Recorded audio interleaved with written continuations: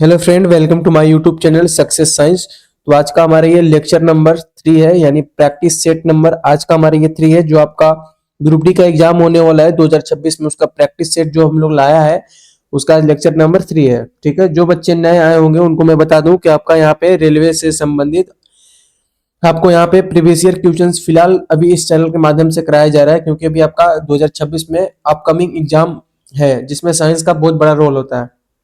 आप किसी भी गवर्नमेंट एग्जाम की तैयारी करते होंगे, अगर आपका साइंस सब्जेक्ट है तो आप इस वीडियो को देख सकते हैं। चाहे आप स्टेट के लिए तैयारी करते हो, चाहे आप रेलवे के लिए तैयारी करते हो या फिर बिहार पुलिस या फिर एसएससी कहीं के लिए भी करते हो, कभी भी वीडियो देख रहे हैं आपके लिए हेल्पफुल है, क्योंकि ये पिछले साल का क्वेश्चन को कंपेयर करके यहाँ पे मैंने लाया हुआ है। ठीक है, तो चलिए आज की इस वीडियो को स्टार्ट करते हैं। और आपसे मैं निवेदन करूंगा कि आपको अच्छे से समझने के लिए आपको लेक्चर 1 से आप देखना, और अगर वीडियो नहीं समझ में आता है तो कमेंट कीजिएगा और उसे कोशिश कीजिएगा कि वीडियो को 1 से 2 बार देखें, आपको समझ में आ जाएगा। बहुत सिंपल लैंग्वेज में यहाँ पे समझाता हूँ। देखते हैं फर्स्ट क्वेश्चन।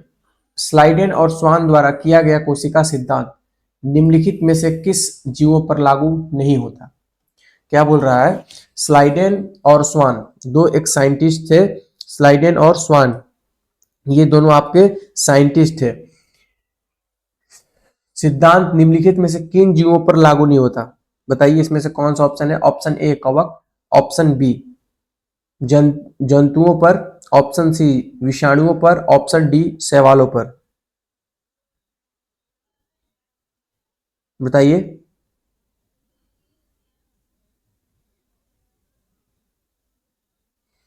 तो आपका यहाँ पे करेक्ट आंसर कौन सा हो जाने वाला है? कौन बताएगा?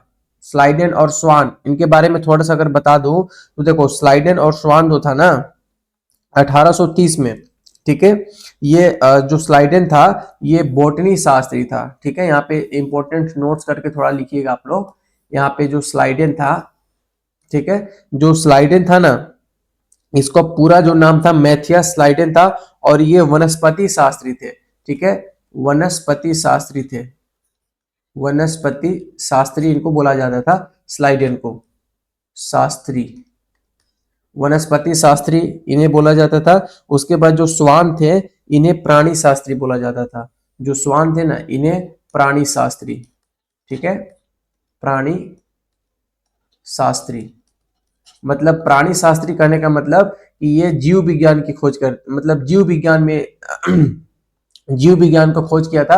और वनस्पति शास्त्री मतलब ये पेड़ पौधे से रिलेटेड उन पर रिसर्च किया था।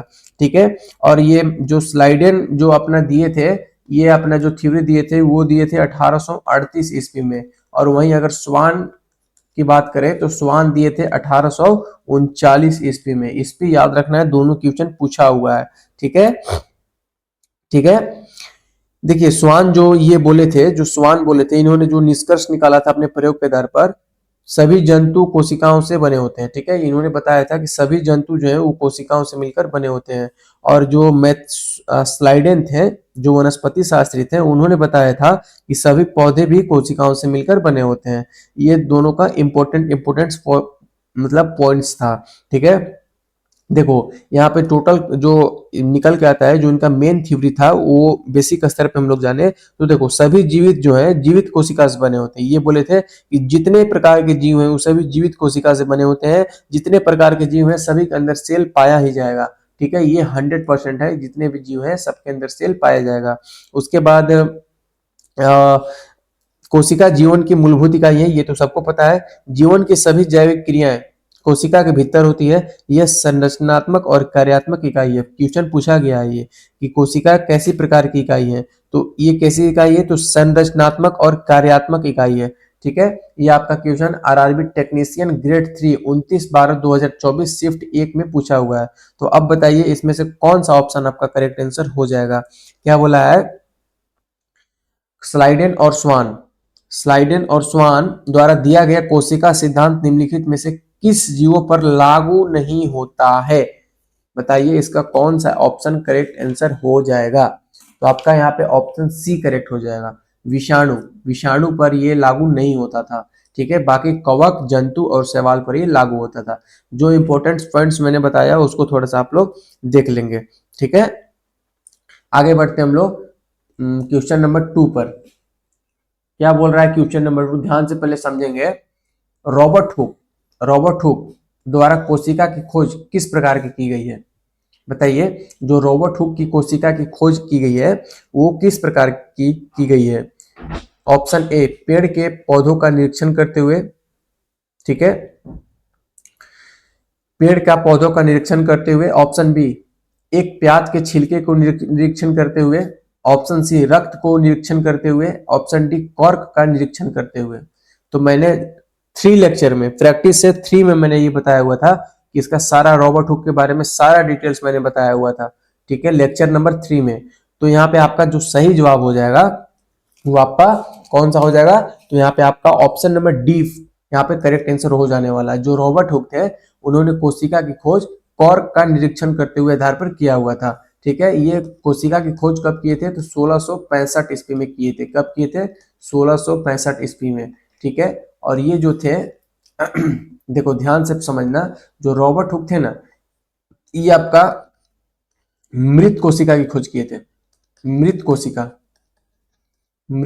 की खोज किया था, ठीक है। रॉबर्ट हुक मृत कोशिका की खोज किए थे, ठीक है। कब किया था? 1665 ईस्वी में। वही अगर जीवित कोशिका की बात किया जाए तो जीवित कोशिका का खोज किया था एंटनी वेल लीवेनहॉक ने किया था, ठीक है। एंटनी वेल लीवेनहॉक ने किया था, ठीक है। इसको याद रखना है। सिर्फ अगर ये पूछे कि कोशिका की खोज कौन किया है तो आपको रॉबर्ट हुक मारना है 1665 ईस्वी। लेकिन अगर ये पूछ दे कि जीवित कोशिका की खोज कौन किया था, तो जीवित कोशिका की खोज किया था एंटनी वेल लीवेनहॉक। लिख लो इसको, एंटनी वेल लीवेनहॉक। कब किया था? 1674 ईस्वी में किया था। इसको ध्यान रखना है। एंटनी वेल लीवेनहॉक लिख दो यार, एंटनी वैन ल्यूमेन हॉक, ठीक है। एंटनी वैन लीवेनहॉक, जीवित कोशिका, ठीक है। नोट्स बनाता चलना तुम लोग, काफी हेल्पफुल रहेगा तुम लोग के लिए नोट्स, ठीक है। चलिए तो हम लोग आगे बढ़ जाएं। उसके बाद इसमें कुछ पॉइंट्स को अगर हम देख लेते हैं तो कोशिका विज्ञान को साइटोलॉजी कहा जाता है, ठीक है। कोशिका का अध्ययन करने वाले को साइटोलॉजी कहा जाता है। ये तो आपका जो है सबको पता होगा लगभग, कोशिका के अध्ययन को साइटोलॉजी कहा जाता है, ठीक है। चलिए नेक्स्ट हम लोग देखते हैं क्वेश्चन नंबर 3। आज मेरा थोड़ा सा तबीयत डाउन है तो इसके लिए हम वीडियो थोड़ा कम ही आवाज से पता चल रहा होगा, तो फिर भी मैं वीडियो ला रहा हूँ क्योंकि मैंने कल अपलोड नहीं किया हुआ था, जिसकी वजह से हमको भी अच्छा नहीं लगा। अब पढ़ा रहे हैं तो अच्छा से पढ़ाते हैं ना, तो अच्छा से थोड़ा तुम लोग कंप्रोमाइज करना। और ज्यादा आज डिटेल्स नहीं दूंगा, लेकिन फिर भी कोशिश करूंगा जितना हो सके उतना करूंगा, ठीक है। चलिए क्वेश्चन नंबर 3 है, कोशिका की खोज किसने की थी? RRB ALP स्टेज 1 29/11/2024 शिफ्ट 1 में पूछा हुआ है। कोशिका की खोज कौन किया था? Option A, Theodor Schwann. Option B, Robert Hooke. Option C, Matthias Schleiden. Option D, Rudolf Virchow. बताइए कौन सा ऑप्शन होगा?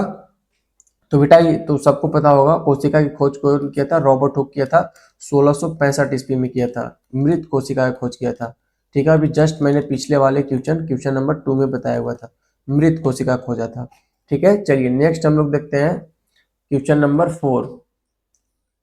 केंद्रक और कोशिका झिल्ली के बीच मौजूद जेली जैसा पदार्थ को क्या कहा जाता है?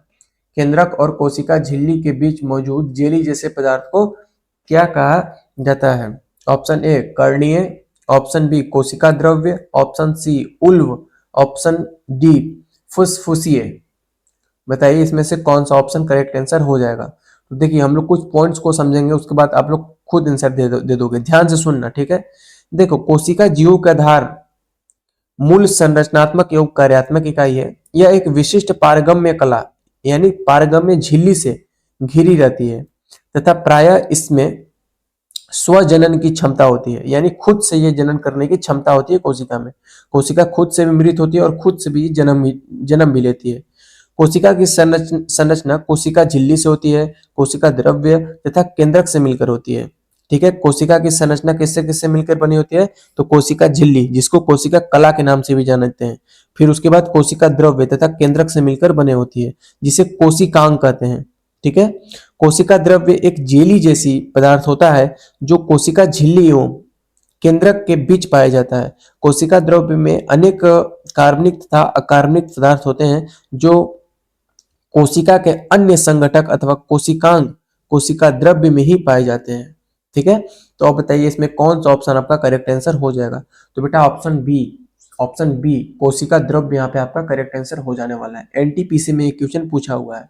अगला क्वेश्चन नंबर 5, पानी की कमी के कारण कोशिका के संकुचित होकर कोशिका भित्ति से अलग होने की प्रक्रिया को क्या कहा जाता है। बोल रहा है कि पानी की कमी के कारण कोशिका के संकुचित होकर कोशिका भित्ति से अलग होने की प्रक्रिया क्या कहा जाता है। Option A D plasmolysis, option B cytolysis, option C प्रकाश संश्लेषण, ऑप्शन डी प्लाज्मोलिसिस। बताइए कौन सा ऑप्शन करेक्ट आंसर हो जाएगा। तो देखो याद रखना, प्लाज्मोलिसिस को जीव द्रव्य कुंचन को नाम से भी जानते हैं। इसका हिंदी में नाम है जीव द्रव्य कुंचन, जीव द्रव्य कुंचन। ठीक है, ऑप्शन डी यहाँ पे करेक्ट आंसर हो जाएगा। इसके बारे में हम लोग डिटेल्स पढ़ेंगे जब सेल चैप्टर खत्म हो जाएगा, उसके बाद एक थ्योरी का जब वीडियो लाऊंगा तो टोटल मैं यहाँ पे इसका वर्णन कर दूंगा। तो ऑप्शन यहाँ पे डी फिलहाल आपका करेक्ट आंसर हो जाने वाला है। ठीक है, चलिए नेक्स्ट हम लोग देखते हैं लाइसोसोम के बारे में थोड़ा सा पढ़ लेते हैं हम लोग। देखिए ध्यान से, इंपॉर्टेंट टॉपिक है लाइसोसोम, यहाँ पे इसको इंपॉर्टेंट मार्क करके चलना है और आप लोगों को ध्यान से इसको समझना है। देखिए लाइसोसोम है सिर्फ जंतु कोशिका में पाया जाता है। लाइसोसोम सिर्फ जंतु कोशिका में पाया जाता है, लेकिन कुछ हद तक पादप कोशिकाओं में भी पाया जाता है, कुछ हद तक, लेकिन ज्यादा जंतु कोशिका में पाया जाता है। लाइसोसोम की खोज कौन किया था? डी ड्यूबे ने किया था। लाइसोसोम का खोज कौन किया था? तो डी ड्यूबे ने किया था। ठीक है, यह एकल झिल्ली यानी सिंगल मेम्ब्रेन द्वारा निर्मित होती है। सिंगल मेम्ब्रेन और डबल मेम्ब्रेन और नो मेम्ब्रेन मैंने सब बता दिया है पिछले वाले लेक्चर में।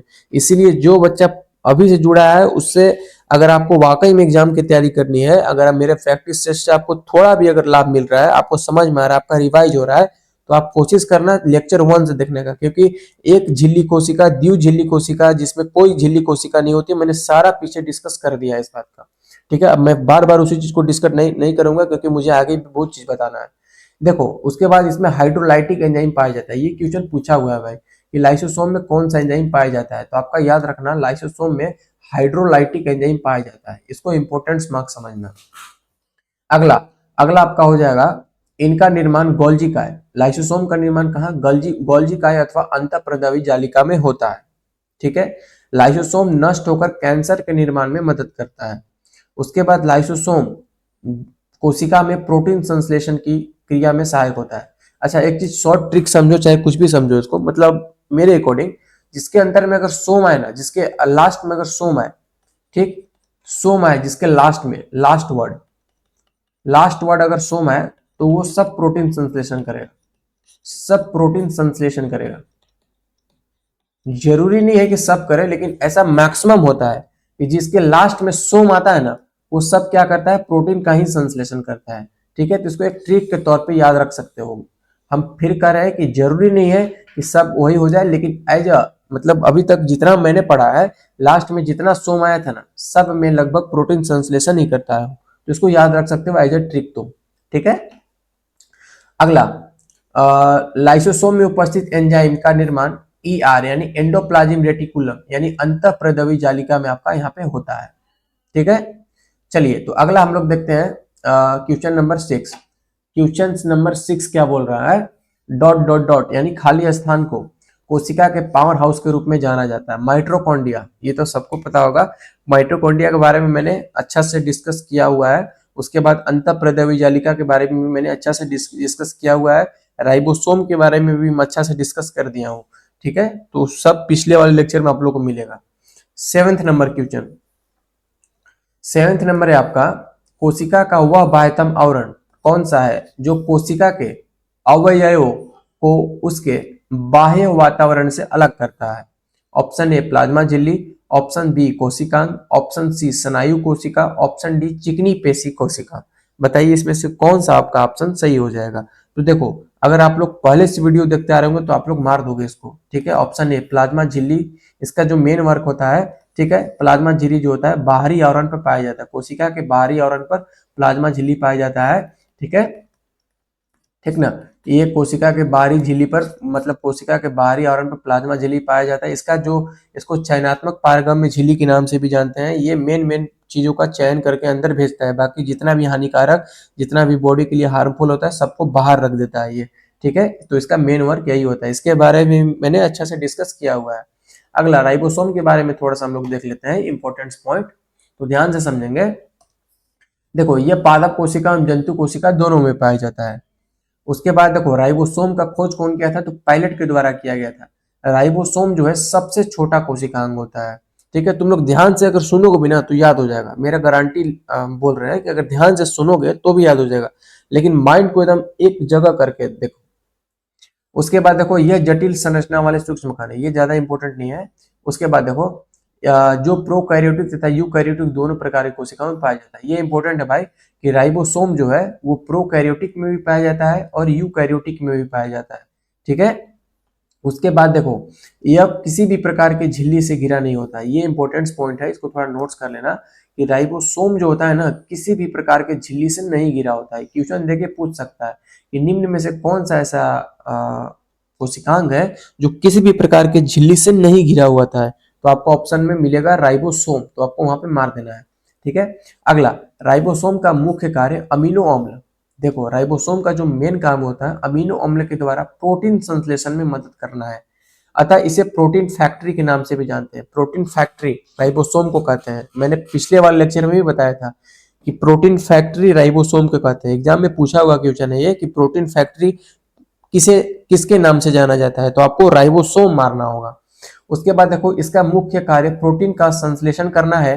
प्रयोगशाला में राइबोसोम का संश्लेषण नोमुरा ने किया था, ये भी इंपॉर्टेंट है कि प्रयोगशाला में जो राइबोसोम का जो संश्लेषण सर्वप्रथम नोमुरा नामक साइंटिस्ट ने किया था।